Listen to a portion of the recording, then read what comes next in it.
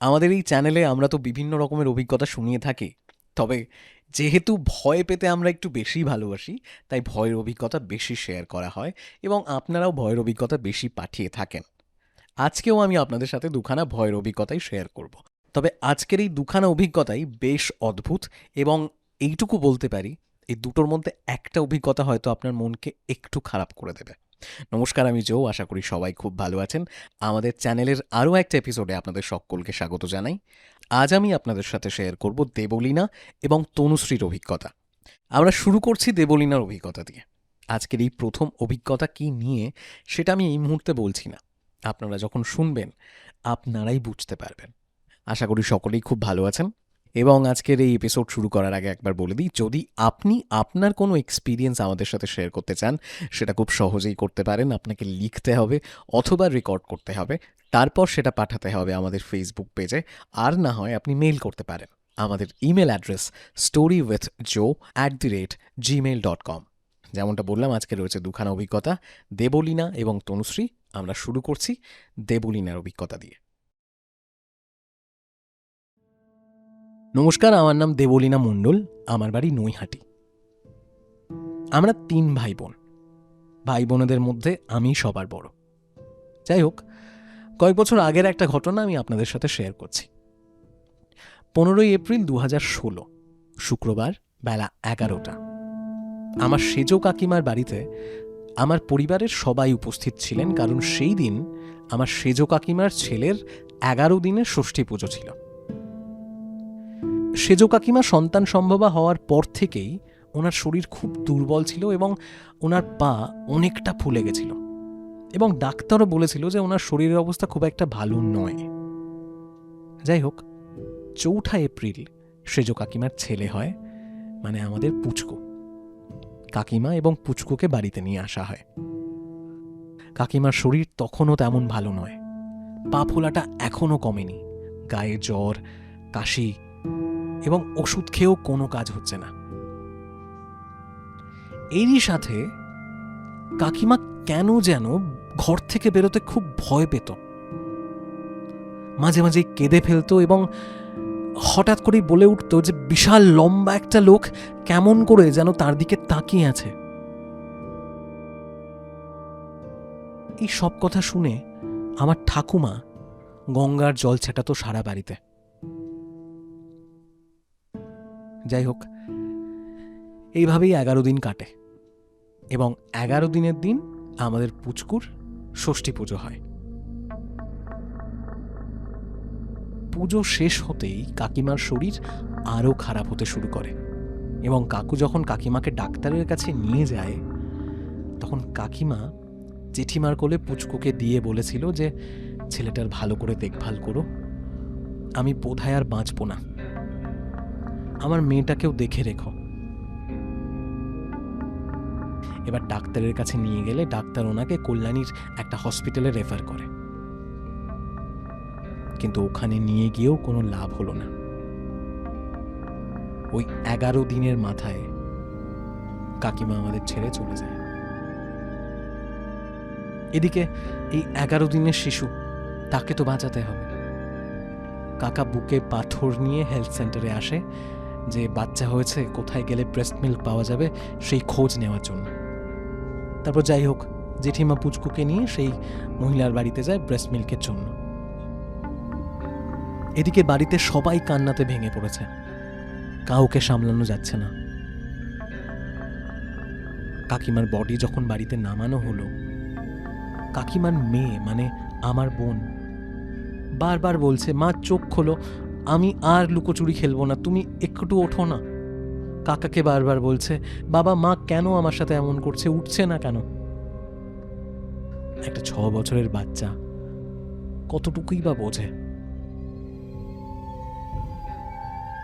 লাশের গাড়ি নিয়ে যাওয়ার সময় পুচকু ভীষণ চিৎকার করে কেঁদে ওঠে।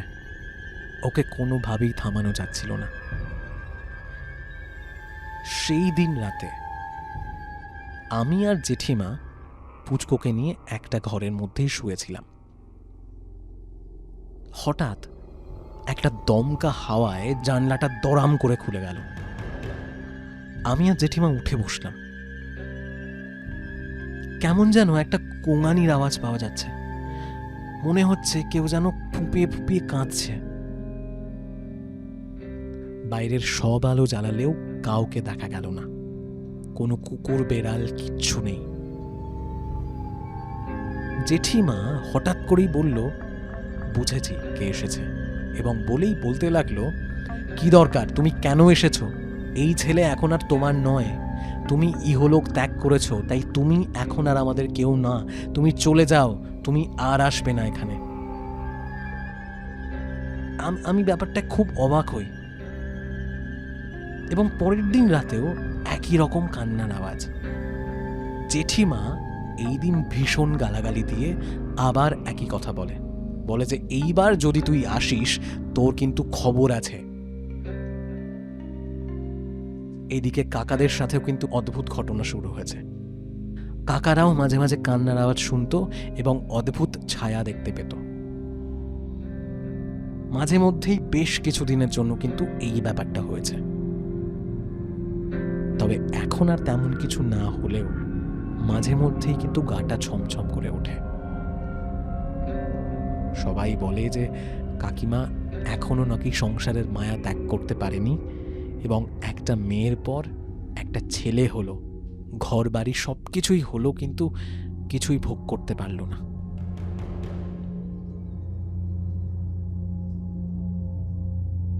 স্বামী অভেদানন্দজির মরণের পারে বইটা পড়েছিলাম ঠিকই, কিন্তু তবুও মনে একটা কিন্তু থেকে গেছিল।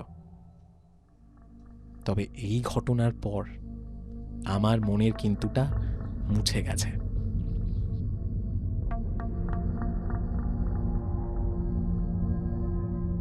এই কথাটা তো বলেই যে নারীর টান সবসময়ের জন্য থেকে যায়, এবং দেবলীনা যেরমটা লিখছেন, সবাই বলছেন যে কাকিমার সব কিছু হলো, ছেলে মেয়ে ঘর বাড়ি, কিন্তু কিছুই তিনি ভোগ করতে পারলেন না, এবং ছেলের জন্মের 11 দিনের মাথায় মা চলে গেলেন। এই ব্যাপারটা প্রচণ্ড কষ্টদায়ক, শুধুমাত্র দেবলীনার কাকিমার জন্য নয়, সেই বাচ্চা শিশুটার জন্য। যাই হোক, কেমন লাগলো আপনাদের জানাতে একেবারেই ভুলবেন না, আমাদের কমেন্ট সেকশন খোলা রয়েছে। আমরা চলে যাব আজকের পরের অভিজ্ঞতায়। আমাদের পরের অভিজ্ঞতা শেয়ার করেছেন তনুশ্রী, এবং তনুশ্রী নিজের বাবার জীবনের একখানা অভিজ্ঞতা লিখে পাঠিয়েছেন। কি অভিজ্ঞতা? তনুশ্রীর বাবা একবার যাচ্ছিলেন মামার বাড়িতে। কেন যাচ্ছিলেন, কি উপলক্ষ, এবং যেতে যেতে তনুশ্রীর বাবার সাথে ঠিক কী ঘটনা ঘটেছিল, সেটাই আমি আপনাদের এখন শোনাতে চলেছি। তাহলে চলুন শুনিয়ে ফেলি তনুশ্রীর বাবার অভিজ্ঞতা। আমি তনুশ্রী মণ্ডল, বীরভূমের তারাপীঠ থেকে বলছি। আমি তোমার ইউটিউব এবং ফেসবুকের সমস্ত গল্প শুনি, তাই ভাবলাম আমার বাবার সাথে ঘটে যাওয়া একটা অদ্ভুত ঘটনা তোমার সাথে শেয়ার করি। অনেক দিন আগের ঘটনা, আমি তখন খুব ছোট। আমাদের গ্রামে আমার বাবার একটা পুকুর আছে। পুকুরে যখন মাছ ধরা হতো, এবার কখনো কখনো সেই মাছ আমার মামার বাড়িতে পাঠানো হতো। ঠিক এমনই একদিন মাছ ধরার পর আমার বাবা বেশ বড় বড় সাইজের কয়েকটা মাছ নিয়ে এবং একটা জ্যান্ত হাঁস নিয়ে আমার মামার বাড়ির উদ্দেশ্যে বেরোয়। এবার তাড়াতাড়ি যাওয়ার জন্য বাবা শর্টকাট নিয়ে আমাদের গ্রামের পাশ দিয়ে একটা নদী বয়ে গেছে, সেই রাস্তা দিয়ে যেতে থাকে। এবার সেই রাস্তা দিয়ে নদীর পাড়েই একটা গ্রাম্য শ্মশান পড়ে। সেই শ্মশানে যারা অপঘাতে মারা যায় কিংবা আত্মহত্যা করে তাদেরকে দাহ করা হয়। তো যাই হোক, বাবা নিজের মতো সাইকেল নিয়ে সেই রাস্তা দিয়ে যাচ্ছে, শ্মশানটা ভালো করে খেয়ালও করেনি। আচ্ছা, বোঝানোর জন্য বলছি, বাবার সাইকেলের সামনের দুদিকে দুটো ব্যাগ, একটাতে মাছ আর একটাতে হাঁস। দুটো ব্যাগে কিন্তু খুব ভালো করে বাঁধা, কারণ মাছ এবং হাঁস সব কিছুই জ্যান্ত। কিছু দূর যাওয়ার পর উল্টো দিক থেকে আসা একটা পরিচিত লোকের সাথে বাবার দেখা হয়। সে তখন বাবাকে জিজ্ঞেস করে যে কোথায় যাচ্ছেন, এবং বাবা যথারীতি তাকে সবকিছুই বলে। হঠাৎ বাবার কি মনে হতে বাবা হাত দিয়ে একবার ওই ব্যাগগুলোকে দেখে যে সব ঠিক আছে কিনা। আর আর সঙ্গে সঙ্গেই বাবা চমকে ওঠে, কারণ ব্যাগ যেমন ছিল ঠিক তেমনই আছে, অথচ ব্যাগের মধ্যে কোনো মাছ নেই। হ্যাঁ, হাঁসটা কিন্তু ঠিক আছে যেমন ছিল, কিন্তু মাছের ব্যাগটা একেবারেই খালি। বাবার হঠাৎ করে মনে পড়ে যে বাবা শ্মশানটা পার করে এসেছে। তবুও আবার বাবা ভাবে যে হয়তো রাস্তায় মাছটা পড়ে গেছে, তাই বাবা আরেকবার সাইকেল ঘুরিয়ে দেখে আসে রাস্তায়, কিন্তু কোথাও মাছ খুঁজে পায়নি। এই ব্যাপারটায় বাবা কিন্তু খুব অবাক হয়েছিল। আর তাছাড়াও মাছ ব্যাগ থেকে পড়ে যাওয়ার কোনো প্রশ্ন ওঠে না, কারণ ব্যাগের মুখ খুব ভালো করে বাঁধা ছিল। সেই ব্যাগ কিন্তু একই রকমভাবেই বাঁধা, অথচ মাছ তার মধ্যে নেই। এই ঘটনার সঠিক ব্যাখ্যা কিন্তু আমরা আজও খুঁজে পাইনি।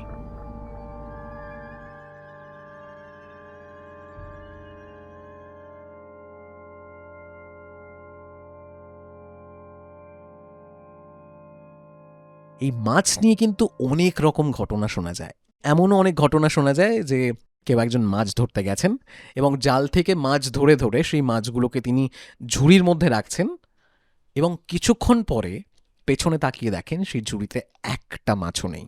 সত্যি এমন অনেক ঘটনাই কিন্তু শুনতে পাওয়া যায়।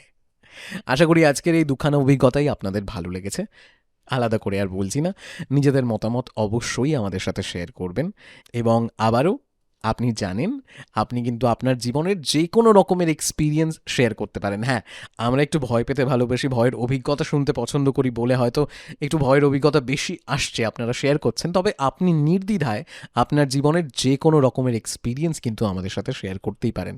কিভাবে শেয়ার করবেন আমি জানি আপনি জানেন, তারপরেও বলছি, আপনাকে লিখতে হবে অথবা রেকর্ড করতে হবে, তারপর সেটা পাঠাতে হবে আমাদের ফেসবুক পেজে, আর না হয় আপনাকে মেল করতে হবে। আপনি কোথায় মেল করবেন? আমাদের ইমেল অ্যাড্রেস storywithjoe@gmail.com। এছাড়াও যেমনটা বললাম, ফেসবুক পেজেও কিন্তু মেসেজ করতে পারেন। আপনাদের সকলকে ধন্যবাদ। আজকের মতো আড্ডা আমরা এখানেই শেষ করছি। আপনাদের সবার সাথে দেখা হবে পরের ভিডিওতে। ততক্ষণ প্লিজ নিজের খেয়াল রাখুন।